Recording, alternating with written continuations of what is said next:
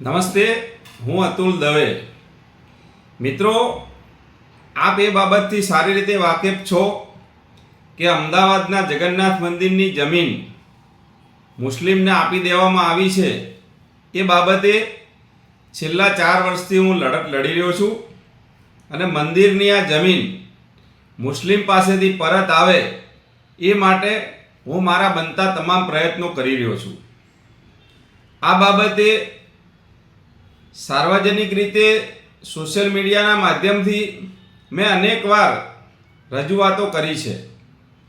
આજે આ વિડીયોના માધ્યમથી જગન્નાથ મંદિરની જમીન વેચનાર અને લેનાર આ બંનેને છેલ્લી વિનંતી કરી રહ્યો છું કે જો તમે આ સોદો જે ચેરિટી કમિશનરે ઓલરેડી કેન્સલ કર્યો છે એમાં આગળ નહીં વધો અને મંદિરની આ જમીન વેચનારા આ જમીન પરત નહીં લે અને લેનાર વ્યક્તિ સ્વેચ્છાએ જમીન પરત આપી અને એને આપેલા પૈસા પરત નહીં લે તો ન છૂટકે મારે આ બાબતે જન આંદોલન કરવાની ફરજ પડશે.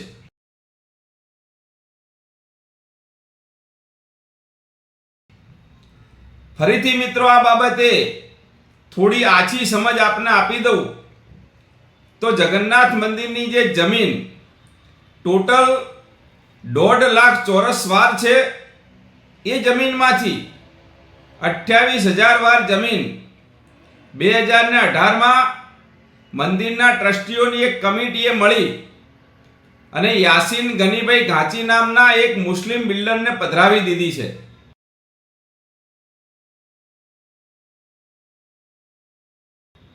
આ જમીનની બજાર કિંમત લગભગ 75 થી 80 કરોડ રૂપિયા છે.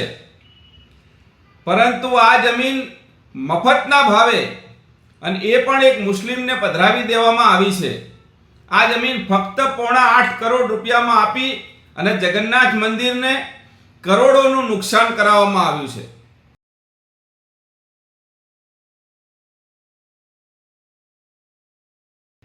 આ નુકસાન કરાવવામાં કોનો ફાયદો થયો છે એ તો મંદિરના ટ્રસ્ટીઓ અને જમીન લેવાવાળા જાણે. મારી આ વિડીયોના માધ્યમથી આ બંને લોકોને વિનંતી ગણો તો વિનંતી, ચેતવણી ગણો તો ચેતવણી છે કે તમે બંને ભેગા મળી અને હિન્દુ સમાજની લાગણીને ખૂબ જ મોટી ઠેસ પહોંચાડી છે અને હિન્દુ સમાજ સાથે ખાસ કરીને મંદિરના લોકોએ વિશ્વાસઘાત કર્યો છે. હું ફરીથી આપને વિનંતી કરું છું કે આ જમીનનો જે તમે સોદો કર્યો છે એ સોદામાં તમે જે ભૂલ કરી છે એ ભૂલ તમે સ્વીકારી અને હિન્દુ સમાજની માફી માગી લો. કેમ કે આ જમીન વેચવાથી ન સિર્ફ લાગણી દુભાણી છે પરંતુ હિન્દુ સમાજ સાથે વિશ્વાસઘાત થયો છે અને જગન્નાથ મંદિરને કરોડોનું નુકસાન થયું છે. આ જમીન 8.5 કરોડમાં આપવાથી ઓછામાં ઓછો 60 થી 65 કરોડ રૂપિયાની જગન્નાથ મંદિરને નુકસાની આવી છે. આ નુકસાનીની જવાબદારી કોની?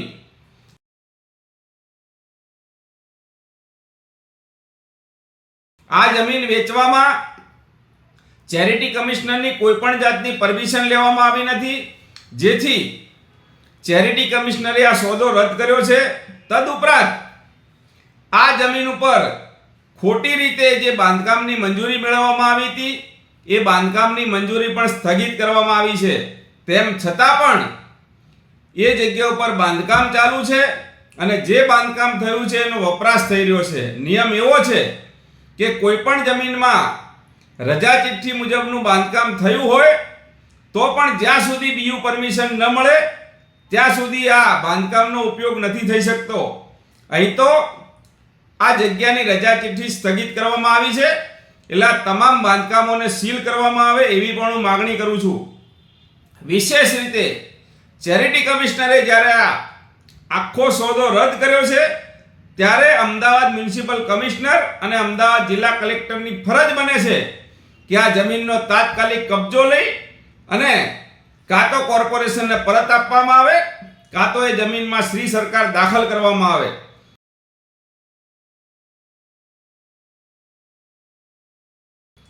છેલ્લે હિન્દુ સમાજને પણ વિનંતી કરું છું અને આ બંને લોકોને પણ વિનંતી કરું છું અને સક્ષમ સત્તાને પણ વિનંતી કરું છું કે ગેરકાયદેસર રીતે હિન્દુ સમાજની લાગણી સાથે દ્રોહ કરી, એના વિશ્વાસનો દ્રોહ કરી અને જગન્નાથ મંદિરને કરોડોનું નુકસાન કરીને જે સોદો કર્યો છે, એ સોદા બાબતે જે લોકોની જવાબદારી છે એ લોકો એમની ભૂલ સુધારી લે અને આ સોદો કેન્સલ કરી અને મંદિરની જે જમીન છે મુસ્લિમ પાસેથી પરત લે. અન્યથા આ 8.5 કરોડ રૂપિયા જે છે એ 8.5 કરોડ રૂપિયા હું હિન્દુ સમાજ પાસેથી કલેક્ટ કરી, હિન્દુ સમાજના બિલ્ડરોને ભેગા કરીને, હિન્દુ સમાજના આગેવાનોને ભેગા કરી અને 8.5 કરોડ રૂપિયા અમે હાઈકોર્ટમાં જમા કરાવીશું. અને એ પછી આ જમીન જેનો કાયદેસર ભાડા કરાર થયો છે, આ જમીન કોઈ વેચાણ આપવામાં આવી નથી. આ જમીન જે લેનાર છે એને 8.5 કરોડ રૂપિયા જગન્નાથ મંદિર ટ્રસ્ટ નહીં પણ નરસિંહદાસજી ગૌસેવા ટ્રસ્ટને આપ્યા છે. એ 8.5 કરોડ રૂપિયા અમે નામદાર હાઈકોર્ટમાં જમા કરાવી અને આ લીગલની પ્રોસેસથી અમે આ જમીન પરત લઈશું. જો આ જમીન ખરીદનારે 8.5 કરોડથી વધારાની કોઈ રકમ આપી હોય તો હજી પણ સમય છે. એમને હું વિનંતી કરું છું કે એ લોકો મંદિરના ટ્રસ્ટીઓને મળી અને એમની સાથે જે લેતી દેતી થઈ છે એ જમીન બાબતનો સોદો કેન્સલ કરી અને એ ઈચ્છે તો એમના પૈસા એ જગન્નાથ મંદિરના ટ્રસ્ટીઓને જેને આપ્યા છે એને પરત લઈ શકે છે. અન્યથા અમે જે રકમનો ઉલ્લેખ આ સોદામાં થયો છે એ રકમ આગામી સમયમાં હિન્દુ સમાજ પાસેથી કલેક્ટ કરી અને હાઈકોર્ટમાં જમા કરાવીશું અને પછી આ જમીન અમે મંદિરને પરત અપાવીશું એવી આ વિડીયોના માધ્યમથી વિનંતી કરું છું. ફરીથી આ બંને લોકોને વિનંતી કરું છું કે હિન્દુ સમાજની લાગણી સાથે જે દ્રોહ થયો છે અને મંદિરને જે નુકસાન થયું છે અને જે હરાજી વગરને ચેરિટી કમિશનરની પરવાનગી વગર જમીન વેચવામાં આવી છે એ સોદો તાત્કાલિક કેન્સલ કરવામાં આવે. કેમ કે આ જમીન 70 થી 75 કરોડની છે ને ફક્ત 8.5 કરોડમાં આપી છે. એટલે મંદિરને નુકસાન થયું છે, નિયમોનું પાલન નથી થયું અને વિશેષ તો મંદિરની જમીન જ્યારે મુસ્લિમને આપી છે ત્યારે હિન્દુ સમાજની લાગણી દુભાઈ છે. એટલે સર્વેને વિનંતી કરું છું, આ સોદો કરનાર તમામ લોકોને કે તમારી ભૂલ તમે સુધારી લો અને આગામી સમયમાં આનાથી લેનારને કોઈ તકલીફ પડશે કે એમને નુકસાન જશે તો એ એમનો વિષય છે. અમે આમાં ઊંડા ઉતરવા માંગતા નથી. ચોપડે તમે 8.5 કરોડ રૂપિયા ચૂક્યા છે અને એ 8.5 કરોડ રૂપિયા આપને મળી જાય એવી અમે વ્યવસ્થા કરીશું. આવતીકાલે જો આ તમે વધારાના કોઈ રકમ આપી હોય તો તમે મંદિરના ટ્રસ્ટીઓને મળી અને આ બાબતે નિરાકરણ લાવી શકો છો. અમારો એક જ ધ્યેય છે કે જગન્નાથ મંદિરની જમીન કોઈ પણ હિસાબે જગન્નાથ મંદિરને મળવી જોઈએ અને એમાં કોઈ પણ પ્રકારનું સમાધાન થશે નહીં. જય જગન્નાથ.